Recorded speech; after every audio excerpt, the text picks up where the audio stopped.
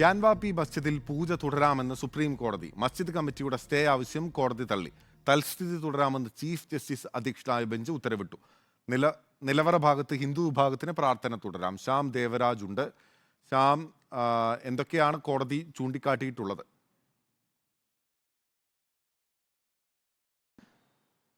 ജനുവരി 31 വാരണാസി ജില്ലാ കോടതി ഈ ഗ്യാൻവാപ്പി മസ്ജിദിന്റെ നിലവറ ഭാഗത്ത് പ്രാർത്ഥന തുടരാം, ഹിന്ദു വിഭാഗത്തിന് പ്രാർത്ഥന തുടങ്ങാനുള്ള അനുമതി നൽകിയത്.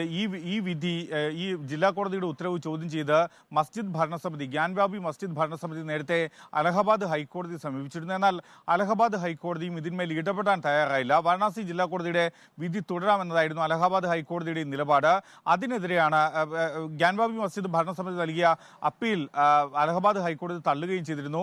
തുടർന്നാണ് ഗ്യാൻവാപ്പി മസ്ജിദ് ഭരണസമിതി അപ്പീലുമായി സുപ്രീം കോടതിയെ സമീപിച്ചത്. ചീഫ് ജസ്റ്റിസ് അധ്യക്ഷനായ 3-അംഗ ബെഞ്ചാണ് ഗ്യാൻവാപ്പി മസ്ജിദിന്റെ അപ്പീലിൽ ഇന്ന് ഉച്ചയ്ക്ക് മുമ്പും ഉച്ചയ്ക്ക് ശേഷവും വിശദമായ വാദം കേട്ടതും തുടർന്ന് ഒരു ഉത്തരവ് പുറപ്പെടുവിച്ചതും. ആ ഉത്തരവനുസരിച്ചാണ് ഗ്യാൻവാപ്പി മസ്ജിദിൽ കഴിഞ്ഞ ജനുവരി 31 ഉത്തരവ് അനുസരിച്ചുള്ള പൂജ തുടരാം.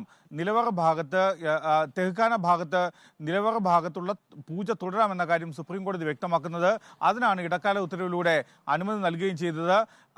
സ്റ്റേ, ഈ ഭാഗത്തെ പൂജ തുടരാനുള്ള സ്റ്റേ, പൂജയ്ക്ക് അനുമതി നൽകിയ തീരുമാനം റദ്ദാക്കണം, ഇതിന് സ്റ്റേ നൽകണമെന്നാവശ്യപ്പെട്ട് മസ്ജിദ് ഭരണസമിതി നൽകിയ അപ്പീൽ അംഗീകരിച്ചിട്ടില്ല. അതിന്മേൽ സ്റ്റേ നൽകണമെന്ന ഉത്തരവ്, അതിനനുകൂലമായ ഒരു ഉത്തരവ് നൽകാനും സുപ്രീം കോടതി വിസമ്മതിച്ചു. Chief justice doctor DY Chandrachud അധ്യക്ഷനായ ബെഞ്ചിന്റേതാണ് തീരുമാനം. ജസ്റ്റിസുമാരായ JB പാർഡിവാലയും ചന്ദ്രചൂഡ് അധ്യക്ഷനായ ബെഞ്ചാണ് ഇപ്പോൾ ഗ്യാൻവാപ്പി മസ്ജിദിൽ ഹിന്ദു വിഭാഗത്തിന് പൂജ തുടരാം എന്നുള്ള അനുമതി നൽകിയിരിക്കുന്നത്. നേരത്തെ അലഹബാദ് ഹൈക്കോടതി ഉൾപ്പെടെ ഈ ആവശ്യം, മുസ്ലിം വിഭാഗത്തിന്റെ ആവശ്യം തള്ളി.